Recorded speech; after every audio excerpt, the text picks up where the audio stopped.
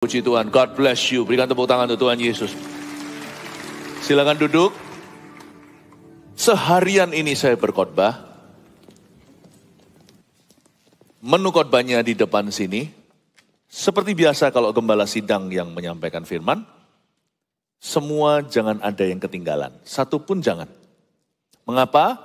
Kalau saya berkhotbah di gereja sendiri, itu bukan 5 khotbah seperti hari ini 5 ibadah. Satu khotbah part 1 to 5.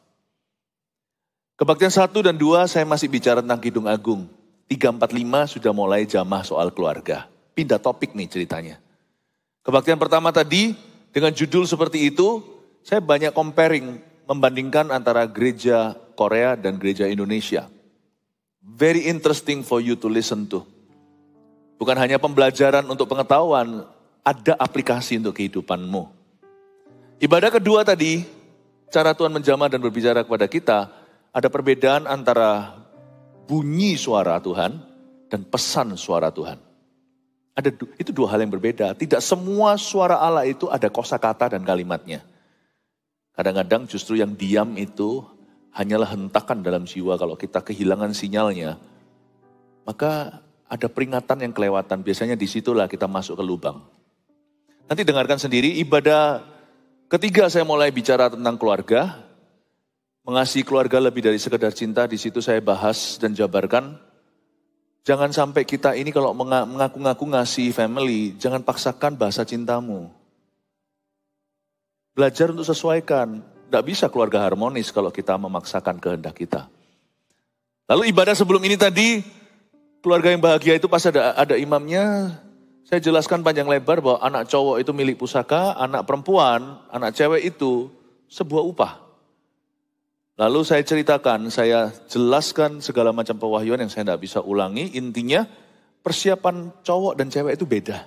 Ternyata Tuhan timingnya lain. Ini penting bagi anak-anak muda sendiri, termasuk bagi orang tua. Di ibadah tadi sebelum ini, saya panggil yang pacaran untuk maju ke depan. Banyaknya sampai penuh di depan sini. Ternyata jemaat kita ini subur jodoh. Nah sekarang, mau gak mau saya harus bicara tentang ini. Karena semua khotbah-khotbah ini selain didokumentasi, di-upload nanti, sebenarnya setiap khotbah di setiap ibadah itu tidak pernah untuk ibadah itu saja. Tapi seterusnya. Saya mau bicara tentang suatu topik yang sangat penting. Kenikmatan selingkuh tak sebanding hukumannya. Sorry nih adik-adik beberapa yang muda-muda, tapi ini relevan buat Anda. Karena selingkuh itu cikal bakalnya dari karakter. Apalagi jangan lupa, dunia semakin jahat. Kasih manusia semakin pudar. Saya waktu berdoa, saya merasakan inilah roh yang harus diperangi di depan nanti. Dan saya berdoa agar kita gereja Mawar Sharon besar, kecil, tua, muda, dari gembala sampai seluruh jemaatnya diluputkan dari roh yang bisa menjauhkan kita dari Tuhan ini, yaitu perselingkuhan. Semua kita tidak ada yang kebal. Tak seorang pun. Maka kita harus mawas diri. Dan ini harus diberitakan dari atas mimbar. Selain dunia, setiap kota akan semakin metropolitan. Saya kok merasa nanti ke depan ini perselingkuhan menjadi wabah yang lebih menakutkan daripada sakit penyakit jasmani. Jangan berkata nggak mungkin dulu, tapi juga nggak usah ketakutan. Kalau Anda tidak buka celah tidak mungkin terjadi. Tapi jangan berkata nggak mungkin karena percaya diri. Kita harus hati-hati, berjaga dan berwaspada. Karena ke depan nanti ini dunia kayaknya semakin edan. Perselingkuhan akan dianggap sesuatu yang keren. Oleh anak-anak muda juga. Nasihat orang fasik akan semakin menjadi-jadi. Semakin susah untuk diresist, semakin susah untuk dilawan. Makanya kalau ini nggak sekarang juga langsung tertanamkan atau ditambat di dalam hati kita. Saya rasa tidak ada seorang pun di antara kita yang terlalu muda sekalipun masih bujangan atau di bangku sekolah. Anda perlu mendengarkan ini.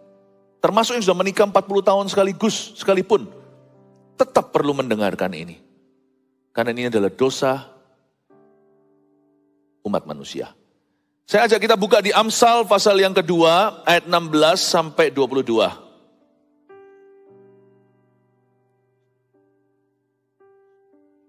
Saya bacakan beberapa ayat ini. 7 ayat totalnya. Supaya engkau terlepas dari perempuan jalang, dari perempuan yang asing, yang licin perkataannya, Yang meninggalkan teman hidup masa mudanya dan melupakan perjanjian Allahnya. Sesungguhnya rumahnya hilang tenggelam ke dalam maut. Jalannya menuju ke arwah-arwah. Segala orang yang datang kepadanya tidak balik kembali. Ampuh sekali. Dan tidak mencapai jalan kehidupan. Sebab itu tempuhlah jalan orang baik dan peliharalah jalan-jalan orang benar. Karena orang jujurlah akan mendiami tanah dan orang yang tak bercelalah yang akan tetap tinggal di situ. Tetapi orang fasik akan dipunahkan dari tanah itu dan pengkhianat akan dibuang dari situ. Dunia semakin jahat, kasih manusia semakin pudar. Kejahatan silih berganti melanda manusia. Sanggupkah kita bertahan sampai kedatangan Tuhan? Setia dalam pengharapan, bertahan dalam pencobaan, tahan uji dalam segala waktu, tahan uji dalam pencobaan, tahan uji dalam segala perkara, dan bertahan sampai kesudahannya. Lagu lama, saya juga nggak tahu di mana saya mendengarkannya. Bercokol aja di sini. Tapi intinya adalah kita nggak perlu hidup worry. Nggak perlu kita khawatir. Tapi jangan remehkan ini. Karena ini jerat iblis yang ampuh. Orang yang menempuhnya nggak pernah ada yang kembali. Jadi setan akan menggunakan cara ini untuk menghancurkan rumah tangga baik-baik. Atau misalkan turun-temurun atas-atasnya semua hamba Tuhan pun tak bercacat celah. Selalu ada generasi pertama yang crack. Kita kan gak mau nanti suatu hari anak cucu kita itu cerai pertama kali. Atau selingkuh. Maka kita harus mengerti duduk perkara ini dan cara berpikir duniawi. Dengan tujuan untuk vaksinasi, kita divaksin booster kemarin. Kan tujuannya bukan supaya kena COVID-19. Supaya kita jangan kena. Perselingkuhan ini relevan buat semua. Karena ini bukan bicara tentang perselingkuhan. Bicara tentang sifat manusia yang semakin jahat. Alias makin lama dunia ini makin tua. Manusia lebih jarang setia. Kesetiaan, ketidaksetiaan pada pasangannya. Bahkan sejak pacaran beberapa orang sudah mulai kumat-kumatan. Itu sebenarnya bicara bukan tentang hubungan manusia. Tapi hubungan orang yang runtuh dengan Allahnya. Perselingkuhan itu masalahnya jauh lebih mendalam. Sometimes you can even see that in a boy or in a girl. Kita bisa melihat itu dalam diri seorang anak kecil, laki atau perempuan. Udah bisa kelihatan tanda-tandanya. Jangan tutup mata. Ketika seseorang tidak bercokol kuat pada Kristus dan dia tidak pegang pada perjanjian Allahnya, Allah menjadi sesuatu yang biasa buat dia. Be careful, virus apapun akan masuk nanti. Karena itu saya melihat perselingkuhan sebagai permasalahan covenantal. Masalah hati orang itu dengan perjanjian Allah. Makanya itu jangan pernah biasakan dalam rumah tangga kita. Kalau ada anggota keluarganya gak tepat janji. Meskipun bukan perselingkuhan. Jangan biarkan itu dilepaskan begitu aja.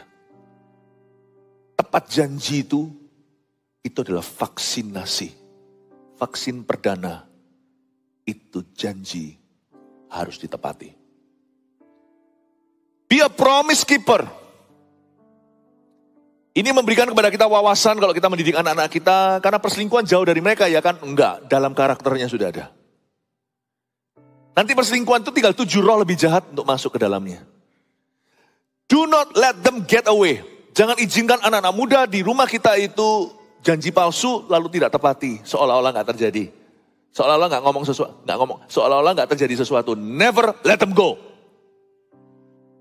Tapi juga bukan berarti dimarah-marahin. Seharian ini waktu saya bicara tentang keluarga, saya ajarkan bahwa menghajar itu perlu mengajar pula, tapi jangan terus atau menghajar melulu. Nanti anak-anaknya kepahitan. Tapi juga jangan manjakan. Itu sama dengan kita menjerumuskan. Coba sekarang kita melihat perselingkuhan itu sendiri ya. Karena pedang Tuhan itu bermata 2, hari ini bermata 7. Orang muda kena, anak kecil, adik-adik juga ada di sini juga kena. Waduh, Pama tahu gini aku gak datang ibadah yang terakhir ngomong perselingkuhan, aku gak ngerti. Papa mama orang tua atau yang sudah menikahnya tua, sudah lama pun gak tentu. Tetap kita mesti jaga. Karena Satan is against covenants. You must understand this. The mind of Satan, pikiran iblis itu, Halloween itu hantu-hantuan. Setan itu punya misi. Setan itu kerajaan. Film-film horor itu cuman sekedar plesetannya. Perbuatan-perbuatan setan. Tapi tahu nggak, misi utama setan adalah breaking godly covenants.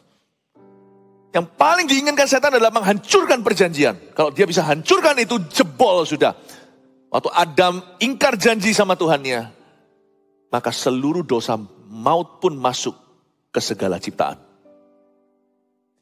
Setan itu selalu mau grand entrance through a small hole. Namanya si tikus liar. Dia suka dari lubang kecil dan dia akan masuk merusak segalanya. Hati-hati, lihat dalam karakter orang-orang yang kita didik. Bahkan dalam karakter kita sendiri. Kalau kita mulai gampang bohong orangnya, dikit-dikit bohong, be very careful, hati-hati. Anda sedang bermain dengan api. Api itu kecil, aduh lilin gitu apa artinya. Tapi kau beri kesempatan, gak perlu 1 jam. Kalau dia kena materi yang tepat misalnya yang mudah terbakar, serumah bisa ludes, bahkan 1 rimba. Hutan pun bisa hangus, seperti di Australia. Api itu menipu, kecil. Namanya api nafsu. Itu kalau dibiarkan, sebenarnya tidak ada orang selingkuh itu jatuhnya langsung nafsu. Dia biasanya mulai dengan abu-abu. Hapuskan warna ini di dalam kerohanianmu dan kerohanianku. Tahun depan bukan buat orang yang pelin-pelan. Tahun depan adalah buat orang yang radikal dengan Tuhan. Kita gak bisa kalau mau ikut Yesus di zaman edan ini kalau gak lawan arus. Coba saya tunjukkan dari ayat 16 dulu bahwa ternyata perselingkuhan tidak dimulai dengan seks. Tapi dimulai dengan sesuatu hubungan yang membingungkan. Ayat 16, supaya engkau terlepas. Jadi ada jerat. Kalau ada kata terlepas di sini, itu berarti sudah menjadi member, you see. Kapan jadi membernya?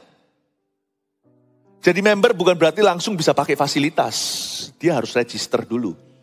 Supaya engkau terlepas, berarti terjadi membership. Dari siapa? Perempuan jalang. Tidak disebut pelacur atau apa, meskipun mirip, kita nggak pikirkan apa itu perempuan jalang, promiscuous woman. Perempuan jalang itu adalah perempuan iblis. Dia bukan setan, bukan roh jahat, dia manusia. Dia seorang pendosa. Tapi perempuan jalang itu artinya sama dengan perempuan iblis. Langsung kita tahu bahwa tidak ada yang namanya selingkuh itu terjadi hanya karena berhubungan badan. Tidak demikian. Selalu dimulai dengan area abu-abu.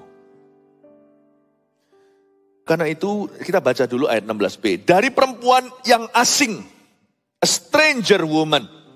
Perempuan asing ini bukan berarti rasnya ya. Oh berarti ini bule ini. Bukan perempuan asing begitu. Perempuan yang asing itu adalah asing di mata Tuhan. Dia jauh dari covenant itu, malah justru dia adalah gangguan.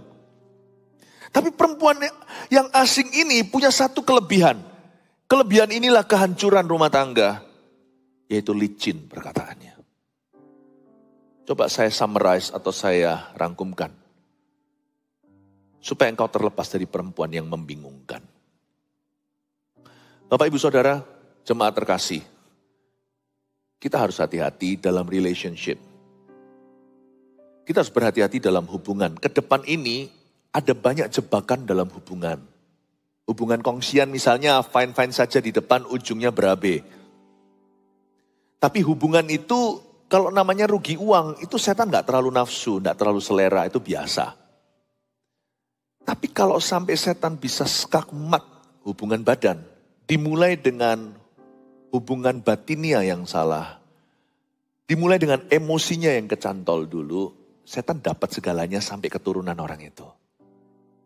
Setan itu businessman yang sangat brilian. Saya nggak ngomong ini sebagai pujian. Dia itu mau sekali menang seperti judi, kuras habis semua koin-koin di meja itu atau semua keping-kepingan uang. Dia mau sekali sapu, dia mau sweeping semua. But he can do it through a small hole only, unfaithfulness. Dia bisa melakukan hanya dengan satu lubang kecil, namanya ketidaksetiaan. Karena itu jangan pernah remehkan sifat-sifat tidak setia di dalam diri kita, atau dalam diri anak didik kita, dalam diri anak rohani, apalagi anak sendiri. Hati-hati dengan tanda-tanda itu. Setelah khotbah ini jangan jadi orang yang paranoid lalu lihat begitu langsung panik sendiri. Enggak ya, jangan tuduh-tuduh. Nanti dibilang anaknya, kamu ini tukang selingkuh bakalan. Jangan begituan. Saya rasa kita perlu bijaksana. Tapi dalam menimbang-nimbang ada Roh Kudus nanti yang akan bisa menuntun Anda. Supaya engkau terlepas dari perempuan jalang dan perempuan asing yang licin perkataannya. Setan jangan diajak bicara. Saya praktekkan di dalam pelayanan kelepasan. Waktu awal-awal saya memulai pelayanan di Indonesia, pelayanan kelepasan yang saya lakukan itu kayak praktek kedokteran. Itu dari pagi sampai malam saya nggak berhenti terima pasien. Itu orang-orang dilepaskan dari kuasa kegelapan dan ini nyata ya, bukan orang-orang yang cuma coba-coba. Saya nggak bisa ceritakan satu persatu kasus-kasus itu karena confidential.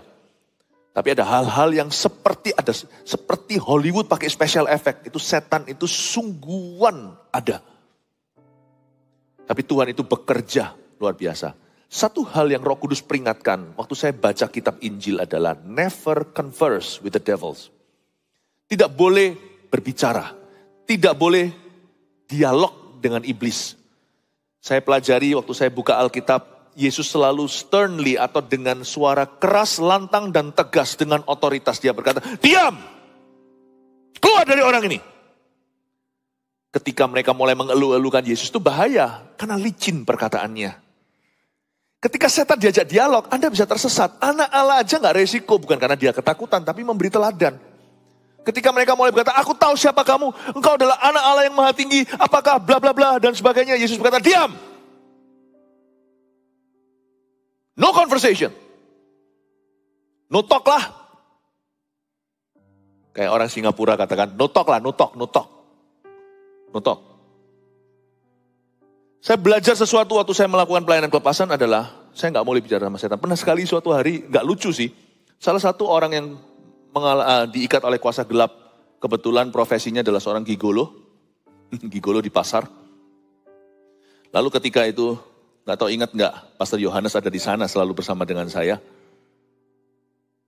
Ya, lalu habis itu atau satu lagi ya, pokoknya salah satu lah.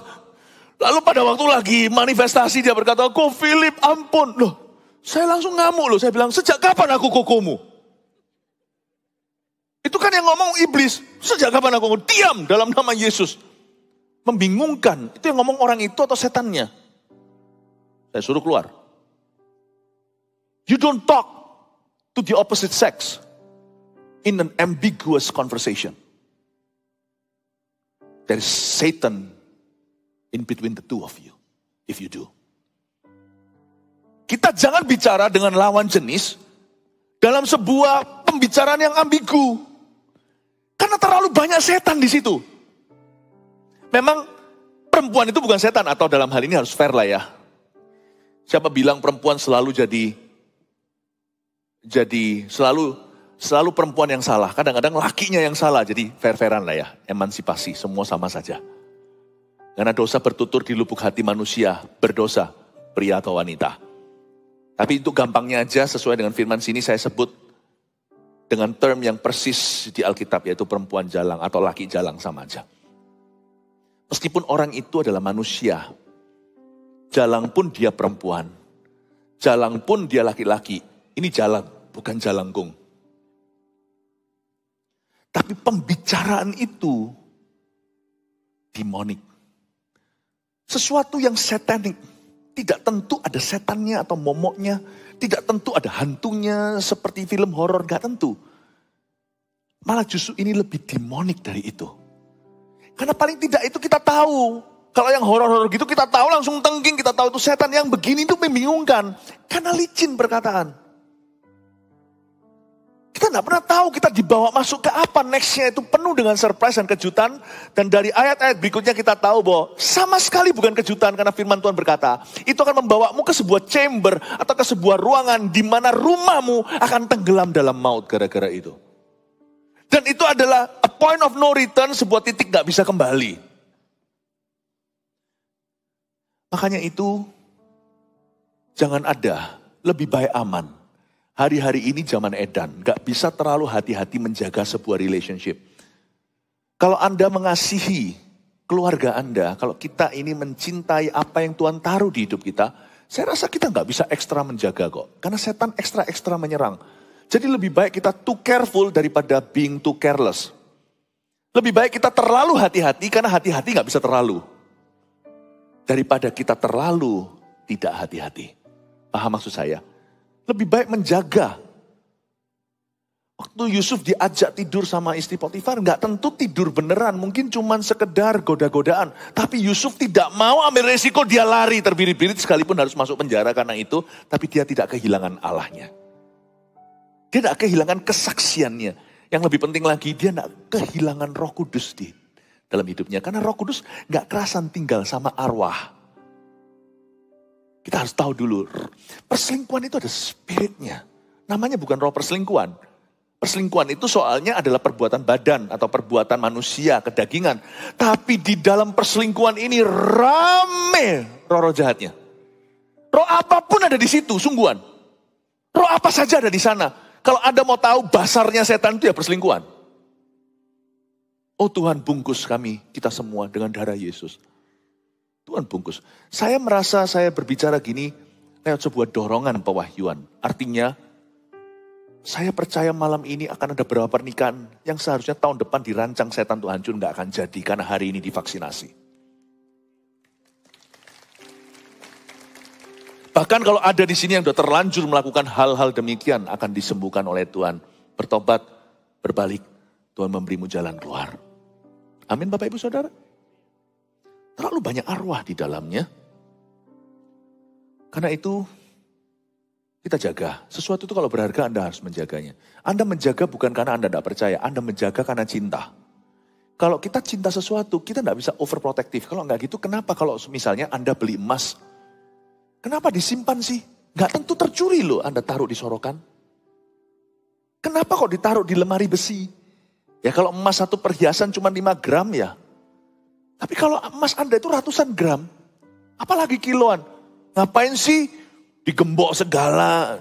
Kan gak tentu tercuri. Anda tidak bisa serahkan nasib kepada sesuatu yang sifatnya tidak tentu. Anda mau yang pasti karena ini berharga sekali, paham maksud saya. Sesuatu yang berharga Anda tidak bisa overprotective. Sebenarnya orang-orang yang menaruh harta benda sertifikat semuanya itu di lemari besinya atau di bank, apakah berlebihan? Menurut saya enggak. Karena kita itu bukan orang bodoh. Kita tahu ini sekarang zaman edan. Tapi sebenarnya kalau objektifnya Anda taruh biasa aja di bawah bantal juga enggak tentu hilang kok. Karena apapun yang belum terbukti kan enggak tentu. Tapi karena itu mahal bagimu, Anda tidak mau main tidak tentu. Itu hanya emas perak permata. Ini perjanjian Allah turun-temurun dengan keluarga Anda dan dengan hidupmu. Kita harus jaga saudara. Itulah sebabnya jangan ada makan siang bersama di tempat kerja dengan lawan jenisnya. Cuma berdua. Oh terlalu ekstrim gak? Gak apa-apa.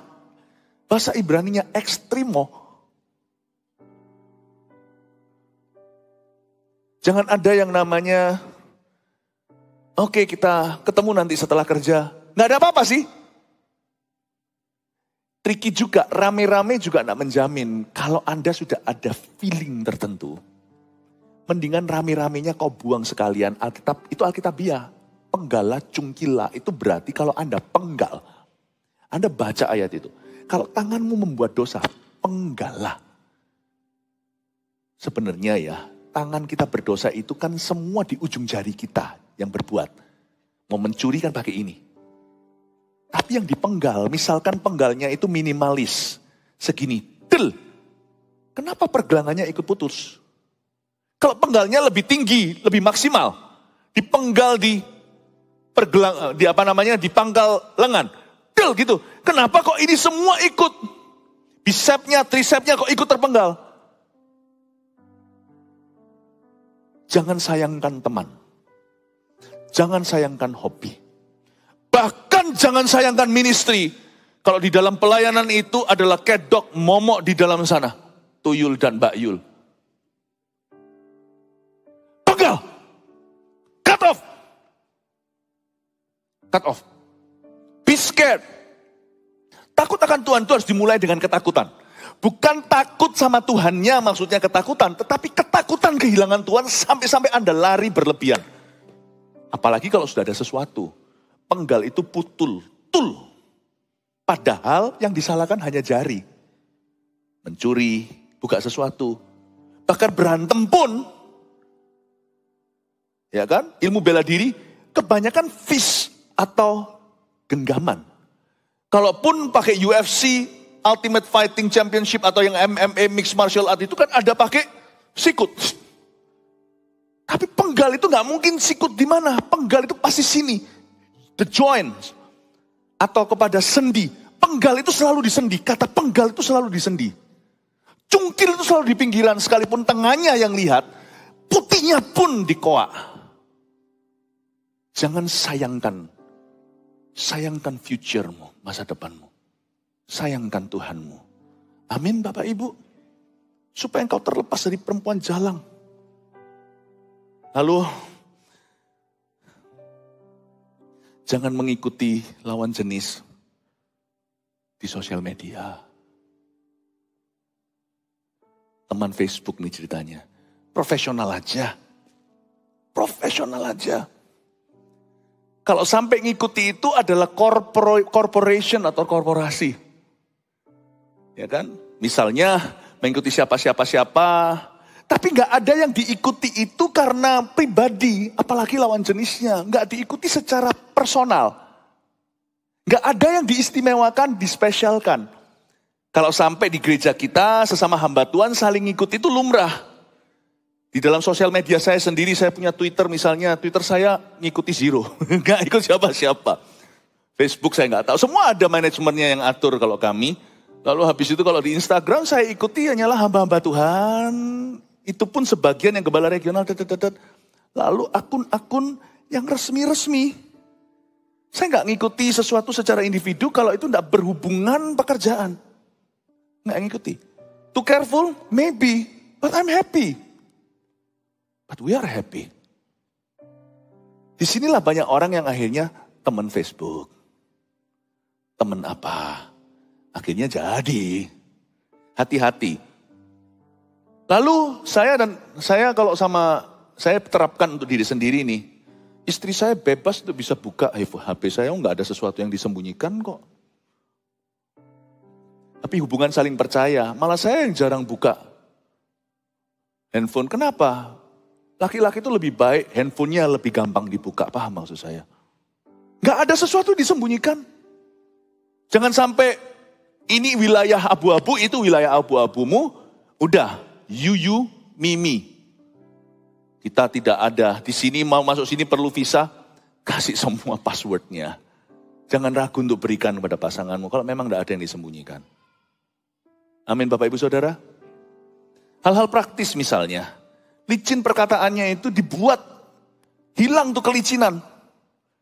Dikasih pasir mungkin. Dikasih kerikil. Dikasih batu di sana. Tolong diubah infrastrukturnya. Supaya tidak ada kelicinan. Buat hidupmu tidak ada kelicinan apa-apa. Ayat 17. Yang meninggalkan teman hidup masa mudanya. Dan melupakan perjanjian Allahnya. Tuhan keberatan. Kalau seseorang itu terikat dengan seorang perempuan jalang. Yang meninggalkan teman hidup masa mudanya. Dan melupakan perjanjian Allahnya. Ketidaksetiaan, apalagi perselingkuhan, adalah sin to God and sin against God. Dosa terhadap Tuhan, dosa melawan Tuhan. Sekalipun sekarang ini sekali lagi, zaman sudah menggila alias zaman edan, Kadang-kadang sang istri atau sang suami sudah bisa menerima. Kalau pasangannya selingkuh, ya sudah daripada saya kehilangan kamu. Paham maksud saya? Ada pepatah bahasa Inggris di luar sana itu begini. Ini gak bisa diterapkan ke segala keadaan. If I cannot fight it, I might as well join it. Kalau saya gak bisa melawan itu, ya sudah aku terima kamu apa adanya.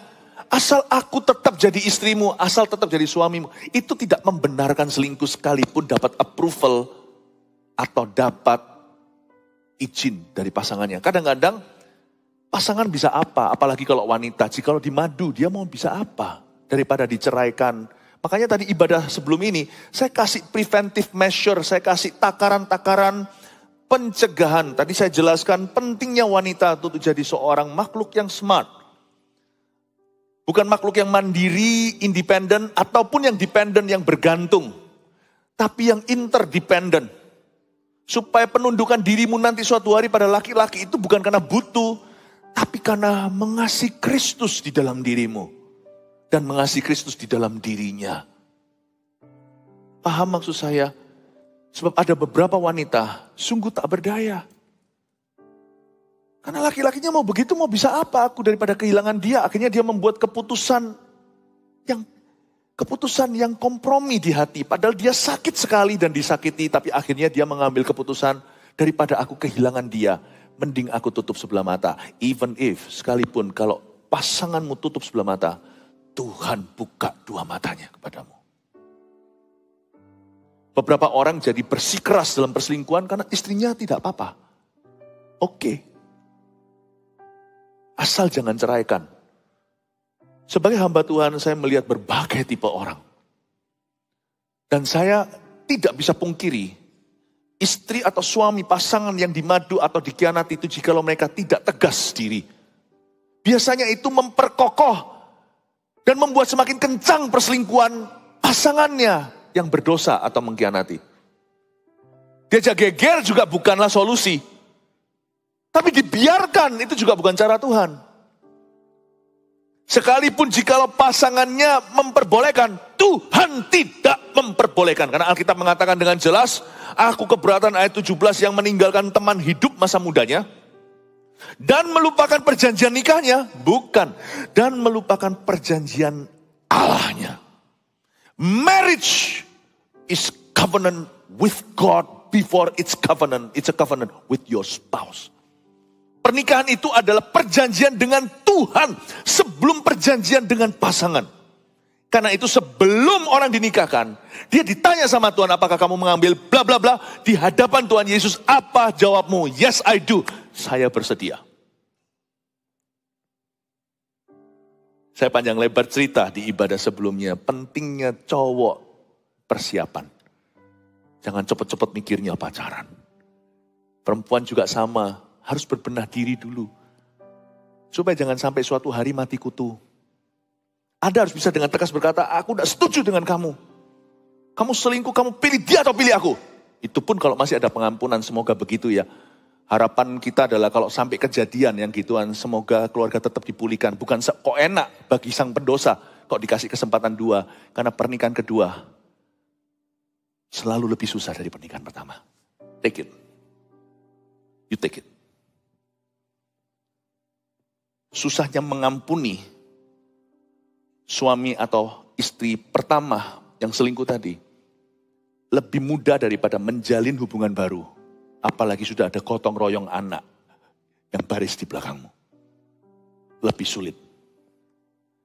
Tapi kalau seperti ini sudah bukan lagi konteksnya ideal. Tidak ada lagi kata nyaman di dalam keluarga ini. Yang ada hanyalah the lesser of two evils. Atau dari dua pilihan yang buruk, yang satu kurang buruk. Itu aja. Mengampuni dia lebih kurang buruk daripada memulai sesuatu yang baru. Memang ini subjektif, tapi ini hikmat. Saya tidak berkata ini kata Tuhan, tapi ini juga dari pengalaman. Pengalaman menangani orang-orang. Bapak, Ibu, Saudara, kalau sudah masuk ke skenario itu, kiss happy goodbye dari keluarga. Tapi paling tidak masih bisa holy. Kenapa kita hanya mau holy kalau kita bisa holy dan happy? Makanya setia itu jangan dikompromi. Oh puji Tuhan. Saya harap apa yang saya sampaikan ini menjadi doktrin gereja kita. Menjadi landasan fondasi buat anak-anak Army of God, buat anak-anak kecil yang masih di Eagle Kids. Buat pasangan muda yang mau dinikahkan, yang tunangan, atau yang masih pacaran, atau yang sudah menikah lama. Kita saling menjaga ya. Saya percaya gereja kita akan senantiasa diluputkan dari yang beginian. Haleluya. Kasih tepuk tangan Tuhan. Praise the Lord. Sesungguhnya rumahnya hilang tenggelam ke dalam maut. Ayat 18. Rumah siapa ini? Rumah perempuan jalang? Bukan. Rumah yang meninggalkan teman hidup masa mudanya yang melupakan perjanjian Allah. Ya tentunya perempuan jalang itu maksudnya. Tapi juga pria yang sama dia. Sesungguhnya rumahnya hilang tenggelam ke dalam maut. Jalannya menuju ke arwah-arwah. Ayat 18 saya jelaskan ya. Yang namanya kenikmatan selingkuh tak sebanding hukumannya. Karena memang air curian itu manis kata Amsal. Tapi setelah itu dia jadi kerikil yang tajam dalam tenggorokan. Kerikil tajam dalam tenggorokan jangan coba di rumah. Karena Anda tidak mungkin bisa menelannya. Kerikil tajam itu susah untuk ditelan. Pernah enggak kecantol duri di dalam sini, duri ayam? Atau duri ikan? Saya pernah dulu. Mungkin makan terlalu cepat zaman dulu kan. Saya nggak ngerti. Pokoknya yang penting, pokoknya time efficiency, makan deh, kena. Waktu itu di luar kota lagi, pergi ke hospital, harus diambil. Nggak segampang itu telan-telan kata orang, makan nasi, tambah gendut saya. Lagi ada duri sini, nasi masuk lagi nasi supaya cepat kecemplung. Siapa bilang? Nggak kecemplung. Durinya di situ, tapi nasinya jadi di badan saya.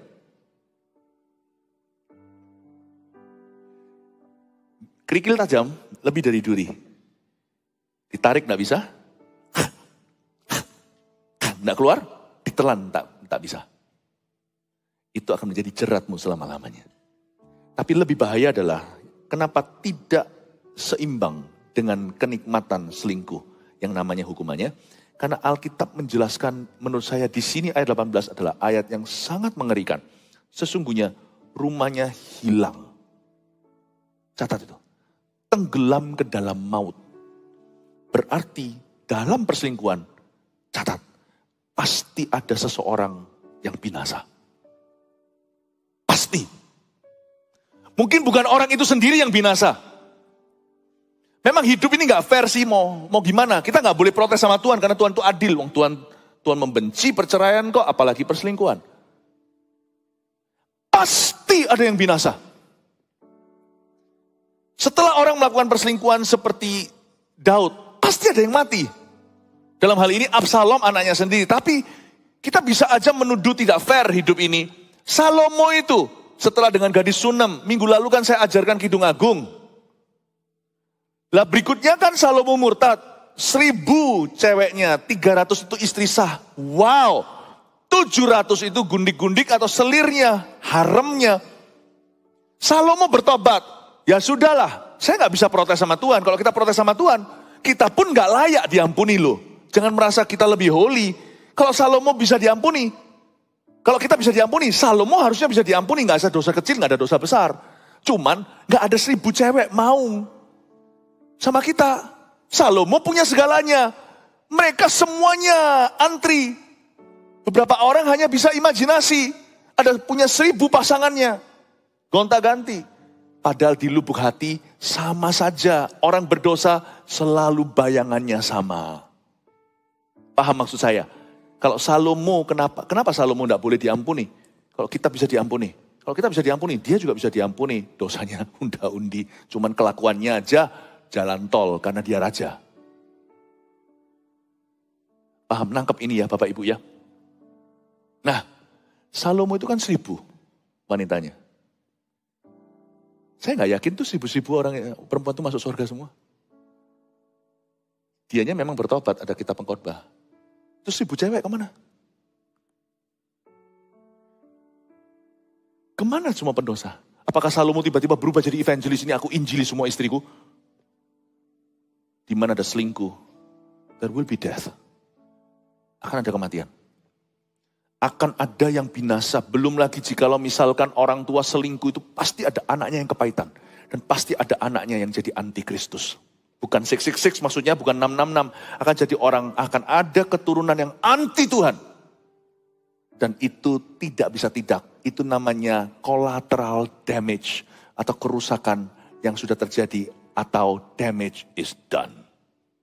Makanya itu kalau sampai perselingkuhan itu dibatalkan, sampai dia itu bisa ditobati, sampai bisa ditarik kembali daripada kejadian 2 kali mendingan sekali. Kata mendingan ya kayaknya better gitu padahal yang enggak. Tapi selingkuh 2 kali lebih baik dari 4 kali. Kalau kita bisa tarik kembali, bisa retur, cepat lakukan. Karena the closer you go there, the more death there will be. Akan lebih banyak kematian terjadi. Sesungguhnya rumahnya hilang tenggelam ke dalam maut. Dengan kata lain firman ini mengatakan akan ada kematian. Bukan mati meninggal dunia. Ini maut bukan mati. Akan ada kebinasaan dalam rumah tangga orang itu. Dan keturunannya. Pasti akan ada yang tidak make it to heaven. Pasti ada yang gak akan nyampe ke pintu sorga. Karena kesandung sama papa. Atau kesandung sama mama. Atau kesandung sama grandpanya. Pasti ada. Sebab dosa perselingkuhan selalu datang dengan satu twin brother atau saudara kembarnya. Namanya, tulis ini, kutuk. Selalu ada itu. Makanya kita harus mawas diri. Ayo kita doa, hati-hati. Tahun depan adalah tahun menabur doa. Jangan menabur dosa. Jangan salah loh ya, tambah S udah beda itu artinya. Menabur doa, menuai sukacita, bukan menabur dosa, menuai maut. Sesungguhnya rumahnya hilang tenggelam dalam maut. Itu saya ngeri baca ini. Tuhan seperti berkata, there will be death. Spiritual death. Akan ada kematian roh. Dan akan ada kebinasaan. Kok enak Salomo sekarang di sorga? 1000 wanita itu gimana? Gimana itu tobatnya itu? Perempuan-perempuan semua itu. Nggak tahu. Itu bukan urusan saya, itu departemennya Tuhan. Saya lebih baik main aman aja. Saya perhatikan hidup orang-orang yang memang menjadi tanggung jawab kami. Amin Bapak Ibu Saudara. There will be death. Akan ada kematian. Jalannya menuju ke arwah-arwah. Wow, ini dahsyat kalimat ini. Jalannya perselingkuhan itu menuju ke arwah-arwah. Berarti orang yang selingkuh itu mengalami fenomena. Sebelum dia selingkuh, ketika dan sesudah. Atau sesudah dia harus maunya menjadi jeratkan ini kan, perangkap kan. Maka akan ada perselingkuhan berikutnya. Karena itu pasti menjadi aktivitas. Dosa gak pernah melepaskan pasiennya. Gak pernah melepaskan tawanan. Yang melepaskan tawanan itu Roh Kudus. Jadi orang kalau sebelum selingkuh, itu pasti akan ada pergumulan gejolak luar biasa jikalau orang itu Kristen sejati. Pasti ada sebuah pergejolakan yang dahsyat dalam dirinya. Sebenarnya pergejolakan di dalam itu sampai linglung misalkan. Atau sampai orang itu bengong sendiri, tidak bisa konsentrasi, tidak bisa fokus lagi. Misalkan kerja, rumah tangganya, udah jadi kacau balau. Jadi messy, the mind becomes messy. Pikirannya menjadi amburadul. Sebenarnya itu bukan pikirannya amburadul. Dia sedang gelut sama Roh Kudus. Atau lebih tepatnya Roh Kudus sedang bergulat sama dia. Jadi semakin orang itu mengeraskan hati untuk memaksakan diri ke sana, maka Roh Kudus akan semakin tertendang keluar. Makanya orang kalau mau selingkuh itu dibuat Tuhan tidak mudah. Kalau dia anak Tuhan. Karena pasti ada pergejolakan, ada pergulatan yang hebat. Antara roh Tuhan Yesus dalam diri dia dan kedagingannya. Dan ketika dia bergejolak, bergumul seperti itu, jangan sampai Tuhan kalah. Karena kalau sampai Tuhan kalah, berarti dia ngalah. Berarti dia menyerahkanmu ke maut. Berarti dia hengkang. Makanya Daud tahu itu ketika dia sadar selingkuh ke satu. Dia ampun-ampun dengan segala konsekuensi yang harus dihadapi. Dia berkata, do not take your Holy Spirit from me. Jangan ambil rohmu daripada aku. Karena dia tahu waktu dia gejolak itu, dia tendang Roh Kudus. Hampir keluar, dia tarik kembali dan berkata, hukum aku seberat-beratnya. Kalau ada kematian, ya sudah aku menanggungnya. Tapi janganlah buang aku dari hadiratmu. Karena tekananku berat selama aku berdiam diri, tanganmu menekan aku. Kepadamu sajalah aku berdosa dan melakukan apa yang jahat di mata Allah. Mazmur 51. Daud tahu itu. Dia kalau gesek Roh Kudus lagi, kalau dia jatuh lagi sama Batsyeba kedua kali, mungkin Daud akan menjadi Saul yang kesurupan. Nggak akan bisa kembali kitab Ibrani katakan, orang kalau pernah mengecap berkat sorgawi, lalu dia murtad lagi, tidak ada lagi persembahan untuk orang yang sudah punya pengetahuan tentang keselamatan. Janganlah engkau menginjak darah perjanjian untuk kedua kali menyalibkan Yesus lagi. Karena itu perselingkuhan itu dianggap remeh, casually. Kalau di dunia itu biasa, apalagi kalau orang-orang lagi ngafe sama-sama. Nggak ada salahnya dengan ngafe ya, misalkan di kota metropolitan. Biasa lah, nggak apa-apa lah bro, semua laki begitu. Don't believe them. It is more serious than they say. Karena Roh Kudus akan gejolak. Dan kalau sampai Roh Kudus menang, Anda kalah. Itu pun gak enak, Anda harus bertobat sungguhan. Karena jalannya menuju ke arah arwah-arwah. Bisa bayangkan, coba ini gak Alkitabiah, tetapi ini imajinasi tentang Alkitab yang kita baca. Anda bisa bayangkan gak? Terjadi rebutan. Wah, ini betul-betul memalukan. Terjadi perebutan di dalam tubuh orang itu antara Roh Kudus dan roh arwah-arwah. Ini bukan orang mati ya, tapi bicara tentang roh-roh jahat. Itu rebutan. Makanya orang itu gejolak. Makanya orang-orang yang mau selingkuh itu jadi gak keruan. Dulunya konsentrasi, tutur katanya baik, tiba-tiba seperti ngawur. Itu luar biasa. Itu bukan nuraninya. Itu Roh Kudus sedang perang lawan arwah itu. Arwahnya berkata, no, he's mine. Roh Kudus berkata, no, he's mine. Ada satu titik. Kalau orang itu tidak tegas, Roh Kudus akan berkata, okay, he's yours. Oke, dia milikmu. Matilah. Kalau itu sampai terjadi. Saya curiga, saya nggak berani jadikan ini doktrin. Saya curiga orang selamat pun bisa-bisa nggak selamat loh. Saya nggak mengajarkan orang bisa kehilangan keselamatan. Tapi saya mengajarkan jangan main-main dengan keselamatan. Di kitab Wahyu dituliskan, saya tidak usah jabarkan. Kalau kamu setia bla bla bla, aku tidak akan hapus kamu dari kitab kehidupan. Coba baca itu salah satu gereja yang Tuhan beri pesan kepada Yohanes di Pulau Patmos. Berarti kalau Tuhan ngancam nggak mungkin kosongan. Aku akan hapuskan kamu dari kitab kehidupan. Tak hapusin. Belajarlah dari Saul. Belajarlah dari Yudas. Yudas itu rasul loh. Saul itu sebagai sebuah peringatan untuk semua orang di bidang usaha. Raja kayu, raja besi, raja apa. Yudas itu adalah peringatan untuk semua hamba Tuhan dan pendeta, pengkhotbah. Rasul gantung diri. Waduh, sorry ya Bapak Ibu, yang malam ini agak sedikit, firmannya agak sedikit ngeri. Kebaktian-kebaktian sebelumnya itu firmannya lebih nyantai dan lucu. Anda tidak salah pergi kok. Anda datang di ibadah yang memang perlu Anda dengarkan. Makanya saya beritahu apa, part 1 to 5. Part 1 to 5. Ini bagian daripada semua. Tuhan punya pengajaran itu tidak hanya tongkat. Demikian pula gada. Bukan tongkat pengembalaan, gada pukulan pun. Saya rasa kita semua perlu dipukul seperti ini. Saya mau dipukul seperti ini supaya saya jangan sampai terpukul kehidupannya. Oh, we must pray my friends. We must pray. Ya, karena saya percaya kalau kita berdoa, Tuhan berkata apa di Getsemani? Supaya kamu jangan jatuh dalam pencobaan. Salah satu alasan mengapa tahun depan merupakan tahun doa. Bukan karena menuai sukacita saja. Tapi tentunya setiap tahun ada bahayanya. Kita harus banyak berdoa supaya jangan sampai kedagingan menguasai kita. Karena roh itu penurut, daging itu lemah. Jalannya menuju ke arwah-arwah. Terjadi pergelutan. Bayangkan, masa Roh Kudus suruh lawan arwah? Menurut saya orang selingkuh itu lebih serius daripada sekedar hubungan badan. Segala orang yang datang kepadanya tidak balik kembali. Point of no return ini. Tidak mencapai jalan kehidupan. Sebab itu tempuhlah jalan orang-orang baik. Orang baik. Oh haleluya. Saya suka di ayat 20 bisa bernafas lega. Ini bukan peringatan. Tapi ini adalah ajakan. I love it. Sebab itu.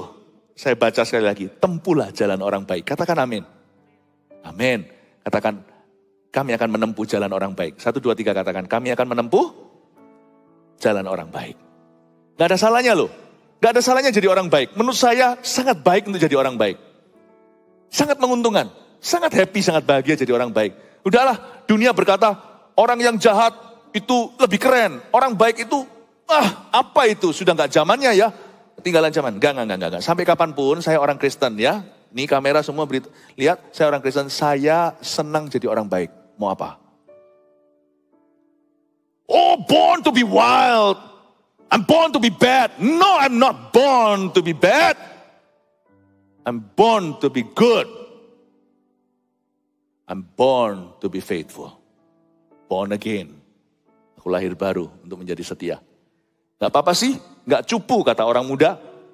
Bukan sesuatu yang lemah. Menjadi pria yang setia, itu lebih gagah perkasa. Jadi laki-laki, mau gak setia, lebih gampang. Ikut aja arus ke bawah. Mau jadi perempuan hari ini gak setia juga mudah. Sekarang wanita benar-benar emansipasi. Ngikuti zaman, siapa bilang hanya bisa laki-laki. Yang terjadi sekarang di zaman-zaman ini, wanita malahan yang berkarya dalam ketidaksetiaan. Ada juga. Mana lebih susah? Setia atau tidak setia? Yang setia itulah. Tempuhlah jalan orang baik. Saya rasa kita perlu puas jadi orang baik. Puas untuk setia kepada pasangan kita. Amin. Dan peliharalah jalan-jalan orang benar. Alangkah baiknya jadi orang benar. Karena orang jujurlah akan mendiami tanah. Haleluya. Dan orang yang tak bercelalah yang akan tinggal di sana, tinggal di situ di mana? Tinggal pada perjanjian Allah. Tetapi orang fasik akan dipunahkan dari tanah itu dan pengkhianat akan dibuang dari situ. Makanya ayat 22 ini sebuah peringatan bahwa adultery, perselingkuhan adalah not only a career ending sin, bukan hanya dosa yang mengakhiri karir, tapi dosa yang mengakhiri pelayanan juga, ministry, dan dosa yang terutama yang mengakhiri keluarga. Makanya orang fasik akan punah dari tanah itu. Namanya family, ministry, karir. Dan pengkhianat akan dibuang dari situ. Dari situ itu mana? Dari situ itu di mana? Dari situ itu adalah dari kehidupan keluarga yang baik-baik. Kehidupan keluarga yang benar. Punya karir yang diberkati. Punya pelayanan yang diberkati pula. Mereka akan punah dari sana. Pengkhianat akan dibuang dari situ. Dan biasanya setelah mereka terbuang, setelah mereka punah, mereka merindukan tempat itu lagi. Break even point menjadi sebuah tujuan yang gak kesampaian. Padahal tadi dia ada di sana fine-fine saja. Dia kehilangan segalanya baru menyadari tempat itu betapa bahagianya. Biasanya orang kalau jatuh menginginkan kembali. Seperti si bungsu, enak ya tinggal di rumah bapakku. Padahal tadinya dia merasa apa ini? Masa cuman begini? Tapi waktu dia terhempaskan keluar, bahkan makan ampas, dia baru sadar, how beautiful that place was for me. Tempat itu begitu indahnya bagi saya dahulu kala. 3 poin sederhana, rangkuman bawa pulang. Kenikmatan selingkuh tak sebanding hukumannya. Nomor 1, hati-hati jangan berada di tempat abu-abu yang tidak semestinya. Saya tambahkan, tempat abu-abu seperti apa? Berada di ruangan yang sama dengan seorang lawan jenis. Jikalau Anda lurus ya, apalagi kalau ada daya tarik. Meskipun kalau kadang-kadang kita itu di dalam satu ruangan atau satu tempat atau kita diam-diam aja dengan orang tertentu itu bisa rasa salah tingkah. Ada sesuatu di udara itu sifatnya FMAM perasaan kita. Kalau memang sudah ada chemistry, malah harus jauhi. Paham maksudnya Bapak Ibu Saudara? Sedangkan kalau kita diam-diaman aja misalkan makan ya, kita makan ini jejer, apa namanya, kok jejer, apa itu namanya? Ya, makannya itu bersebelahan 4 orang gitu. Siapa di depan kita itu menjadi teman bicara. Misalkan kalau kita naik mobil nih, siapa yang berada di sebelahnya pengemudi yang merupakan teman, itu biasanya jadi, kalau orangnya memang di antara mereka itu kaku, nanti duduk di situ semua jadi gak enak kaku. Mendingan kalau Anda bukan lawan bicara yang tepat untuk orang itu, kasih orang lain duduk di depan, Anda duduk di belakang aja. Kadang-kadang kita duduk berhadapan aja, bukan di satu ruangan bersama aja, kerasa chemistry-nya. Kerasa. Kalau memang dekat akan terasa, mau tahu orang dekat enggak itu biasanya suami istri kalau sudah akrab, diem pun enggak awkward. Kalau orang itu enggak terlalu kenal, diam itu jadi ada awkward silence namanya. Rasa diam yang cukup cringy, rasanya kayak apa? Rasa diam yang aneh gitu. Paham maksud saya ya? Nah, kita harus bisa membaca itu. Ruang abu-abu itu kadang-kadang bukan warnanya abu-abu, mungkin warna kamar itu atau ruang tersebut krem. Tapi Anda bisa rasakan, ini grey ini. Get out. Jangan berada di satu ruangan dengan sama jenis. Ini kan zaman sudah ngawur sekali, sesama jenis. Jikalau Salah satu diantaranya itu gender confused. Atau bingung secara gendernya. Waduh, itu juga lebih kaku dan aneh sekali. Padahal kita nggak tertarik. Tapi kalau orang itu tertarik sama kita juga harus hati-hati kalau itu sama jenis. Zaman sekarang kan beda. Ya, jangan bersama di dalam satu tempat dengan satu orang. Anda harus bisa cepat. Karena kadang-kadang sesuatu terjadi dalam perkara-perkara kecil bisa dihindari. Hati-hati jangan berada di tempat abu-abu yang tidak semestinya. 2, jika akhirnya Roh Kudus pergi, seperti saya katakan tadi, itulah kerugian yang tiada duanya. Tadi saya sudah jelaskan ya, Roh Kudus itu sampai gelut untuk dirimu, untuk memperoleh hatimu melawan arwah-arwah. Arwah di sini bukan roh orang mati ya, ini bicara tentang roh setan. 3, catat ini. Keluarga yang tidak sempurna masih lebih baik daripada berdosa. Asal ada Tuhan di dalamnya, nikmati prosesnya. Itu masih bisa jadi berkat. Bagaimana papa mama berusaha untuk memperbaiki hubungan dan komunikasi. Itu masih lebih indah. Suatu keluarga bahkan pernikahan yang tidak sempurna masih has got works to do, masih ada banyak homework atau PR-nya untuk dilakukan. Tetap jauh lebih indah dan memuaskan. Ketidaksempurnaan itu tetap jauh lebih berguna daripada ya wis gak cocok nang berdosa. Karena ini sudah liganya beda ini. Kalau yang sini itu masih ada Tuhan. Masih ada kata-kata Tuhan, kasihku cukup bagimu. Masih ada training-trainingnya Tuhan, masih ada pelatihan, masih ada pembentukan Roh Kudus membuat orang itu jadi semakin sempurna. Enggak instan memang, enggak langsung. Tapi selama masih ada Tuhan dalam terangnya, terang kasihnya, dalam perjanjiannya, itu masih bisa dinikmati prosesnya. Tidak semua pernikahan itu ada yang saya sebut pernikahan yang difficult marriages. Ada pernikahan yang lebih mudah, bukan lebih mudah lah, tetapi lebih compatible atau lebih cocok. Kalau memang difficult selama Anda faithful atau setia, masih ada harapan. Masih ada harapan. Tetap jauh lebih baik daripada perselingkuhan. Ingat ya, tahun depan bukan kesempurnaan, tapi apapun itu juga jangan lari dari Tuhan. Karena lari dari Tuhan udah langsung beda. Udah langsung berbeda sifatnya. Amin Bapak Ibu Saudara. 3 poin ini sederhana. Kenikmatan selingkuh tak sebanding hukumannya. 1, hati-hati jangan berada di tempat abu-abu yang tidak semestinya. 2, jika akhirnya Roh Kudus itu pergi, itulah kerugian yang tiada duanya. 3, keluarga yang tidak sempurna pun masih lebih baik daripada berdosa. I love you. Saya harap kita semua melewati tahun depan clean and holy untuk kemuliaan Tuhan. Haleluya. Kasih tepuk tangan untuk Tuhan Yesus. Mari